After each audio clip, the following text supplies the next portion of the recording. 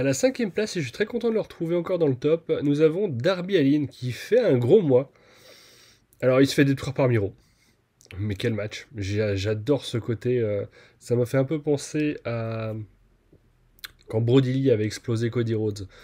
Bon, en 6 minutes là, ils ont fait un peu mieux. Enfin, c'est plus travaillé. C'est pas totalement la même chose, c'est vraiment le même esprit. Surtout qu'ils ont bien protégé Darby Allin qui s'était fait casser la gueule la semaine d'avant et qui est du genre ah bon, je m'en fous que je sois blessé, je vais combattre. Et Miro le déglingue. Quel match, vraiment j'ai adoré ce match. Derrière, il va affronter. Donc, ils vont se faire chier par Sting et lui, ils vont se faire emmerder par Scorpio Sky et Ethan Page. Du coup, il y aura un petit match face à César Bononi, rien de bien méchant à se mettre sous le soleil. Et on arrive à Double or Nothing où lui et Sting affrontent donc Ethan Page et Scorpio Sky. Et bordel de cul. Alors, j'ai parlé, Darby fait un gros match, il a le spot du match. Mais là, j'aimerais parler de Sting. On a quand même un mec qui a 61 ans, je crois. Tu dis, il vient faire un tag. Ils ont fait déjà un match cinématique, mais c'était enregistré et il était protégé. Là, le mec, il est en live, il faut qu'il bosse. Et tu fais, bon, ils vont un peu le protéger. Putain, le mec, premier coup, il se fait éclater au sol sur le dur de l'entrée, quoi.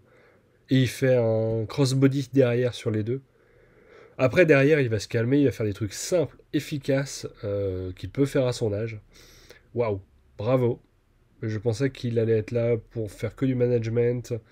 Au début, on pensait qu'il allait faire un peu de tag, mais le Street Fight enregistré, du coup, m'avait pas convaincu. Eh ben, j'ai eu tort. Non, non, gros Sting. Prends ça, l'Undertaker, qui a fait quand même des matchs un peu bidons sur la fin. Faire safe, efficace et bien raconté. Bravo Sting. Et bravo Darby Allin, qui a la 5e position, quand même, à lui tout seul. Et à la 4e place, nous avons quand même un mec qui est là en 2 matchs. À la 4e place, nous avons la carpette préférée de Norbert Feuillant. Kenny Omega. Aka, le champion le plus froussard que j'ai jamais vu. Ça me gonfle un peu d'ailleurs ce côté toujours protégé, couard. Merde, un peu comme Roman Reigns, qui est vachement protégé avec les interventions. Merde, faites un heal qui défonce tout. Enfin, je crois que c'est pas pour que je le dis ici de toute façon, mais on s'en fout, ce serait bien plus crédible en collectionneur. Surtout qu'en plus, à Impact, il n'a pas ce genre de soucis. Je ne me rappelle pas des grosses interventions. Il y a toujours Doug Gallows et Carl Anderson à côté de lui, mais il y a toujours des interventions. À l'élite, ça devient pénible. Donc ce mois-ci, il a un match triple avec les Good Brothers du coup contre Finn Juice et Eddie Edwards chez Impact, qui était pas ouf gueudin, mais qui se regardait bien. Et le triple threat qu'on a vu à Double or Nothing face à Pac et Orange Cassidy. Wow. Ouais, la fin m'a pas plu, mais wow, putain, qu'est-ce qu'ils ont envoyé. Tout le monde en plus est à sa place. Chaque personnage est respecté. J'avais un peu peur pour Orange Cassidy.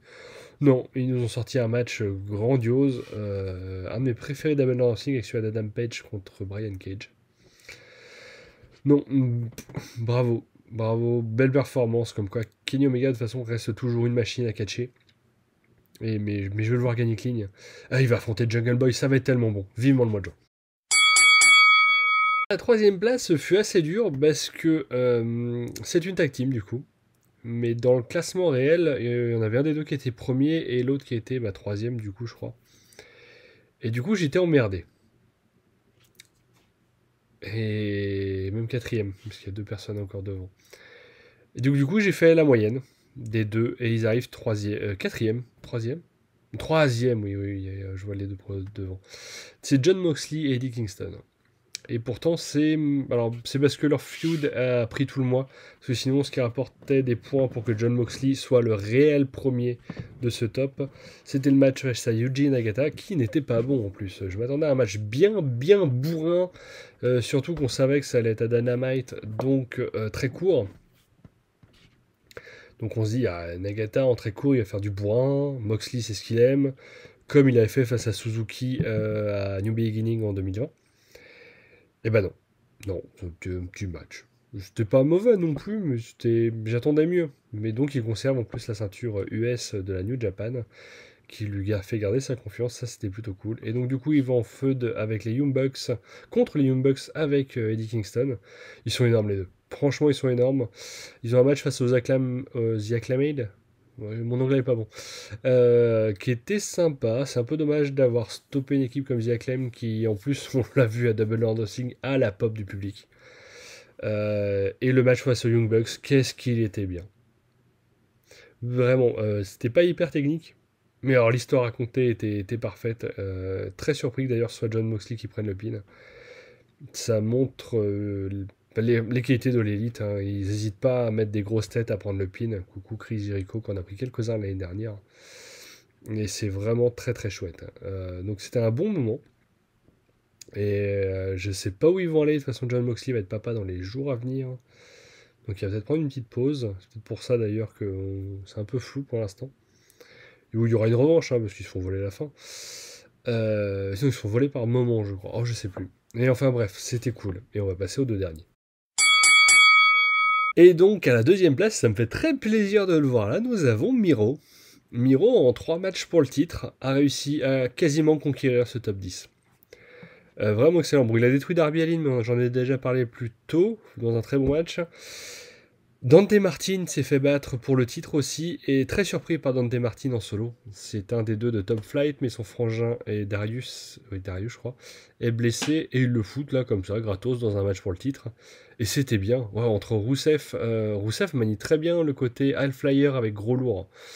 Il arrive une très bonne alchimie avec des High Flyers, ça me fait un peu penser à Brock Lesnar qui était très bon face à des petits gabarits et très chiant face à des gros. Miro pour l'instant arrive à être un peu plus sympa avec des gros, même si le match face à Lance Archer, quelle transition, je suis trop fort, était pas top. Enfin, il était bien, c'était de gros bourrins, mais j'en attendais un peu plus. Surtout que Lance Archer, il y a eu une confrontation avec Sting. Sting le dit, tu es meilleur que ça, tu peux faire mieux, vas-y, et puf, c'est dommage. Et en plus, il y a une intervention dans le match à Double or Nothing avec Jack le dégueulasse qui a tenté de remettre son serpent sur le ring. Rousseff a balancé, c'était génial ça. Mais Lance Archer n'a pas besoin d'avoir quelqu'un pour faire diversion. Lance Archer, c'est un destructeur. Et j'aurais vraiment voulu voir une grosse bonne brawl avec Miro, un poil plus intensive. Mais sinon, c'est très cool et je suis très content de voir Miro à ce niveau-là. Je le trouve un peu perdu pour son arrivée à Dynamite. Et il était dans un programme d'attente avec Kip Sabian. Là, il est à sa place. Voilà. Et là, même Omega, j'aurais peur. Et il va lui débouler dessus, ça va faire mal, même si c'est tout ce qui va battre Omega au mois d'août. Et bah d'ailleurs, on va attaquer les premiers maintenant. Les premiers sont dans le même cas que Miro, ils ont défendu 3 fois leur titre dans le mois. C'est les Young Bucks.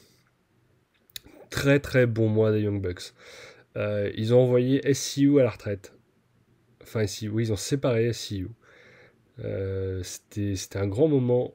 C'était vraiment très chouette. Christopher Daniels a waouh combat dans l'état où il a fini le match. Il a fini dézingué. Il a totalement eu confiance en ses potes, les Young Bucks, pour prendre des gros coups. Il y a eu des loupés et le match a continué. Du coup, ça a rajouté beaucoup de drame sur ce match qui certainement clôturera la carrière de Daniels. Kazarian a continué de son côté. Mais pas Daniels, à moins d'une surprise. Les Young Bucks qui se comportent comme des parfaits connards. D'ailleurs, c'est ce que remarquait Sturi. Les seuls vrais heals à avoir été hués à Double or Nothing et leur tour du public, c'est les Young Bucks. Omega s'est fait acclamer et je sais plus qui d'autre a été applaudi. Alors je sais que le public était content de retrouver, mais les Young Bucks ont réussi à faire ce côté encore plus détestable. S'il fait qu'à peine arriver, mais si on était content de les voir, ils se sont fait dézinguer par le public. C'était hyper cool. Derrière, ils ont affronté Varsity Blondes dans un excellent match et John Moxley et Eddie Kingston pour conclure le mois. Vraiment un très très gros mois des Young Bucks, des très très bons champions. Je crois que c'est pas la première fois qu'ils sont dans le top et aussi bien placés. Donc c'est cool. Voilà, c'est un très bon top ce mois-ci. J'aime beaucoup ce que j'ai fait. Enfin, c'est pas que moi. Mais voilà. Donc voilà. Combien de temps va durer? La tête était plus courte. J'ai un peu rushé. Parce que déjà, on est le mercredi 9. Il est tard. Je vais aller me coucher. J'en peux plus. Pendant que Djokovic est en train d'écraser l'Italien. Donc pas grand chose à dire. Le Japon se réveille un peu au mois de juin, nous a fait un Dominion vraiment pas terrible. Dynamite va pas être top, je pense, vu qu'ils sont décalés au vendredi à cause des playoffs de NBA. Nous aussi en France on est décalé, donc je sais pas quand je vais faire la vidéo de juillet, je sais pas trop comment ça va tomber tout ça. Il n'y a pas de PPV. Ah si, il y a in your house. Oh, la carte est belle en plus. Oui, donc non, NXT va reprendre le pouvoir le mois prochain. Ouais, voilà. Bon, bah, allez, salut. On va pas continuer plus loin. Allez, portez-vous bien et au mois prochain. Je vous ferai un meilleur truc, je vais essayer de changer le générique. Et surtout, petit scoop, le mois prochain, je vais vous faire le premier topo. Alors, ce sera expéditif, hein, 1 minute, 2 minutes maxi, sur qui est premier, les 5 premiers des 6 premiers mois. On va voir un peu ce que mon travail a apporté et qu'est-ce que ça donne sur ces 6 premiers mois. Peut-être les 10, mais de toute façon, je ferai que balancer les noms. Allez, portez-vous bien, au mois prochain.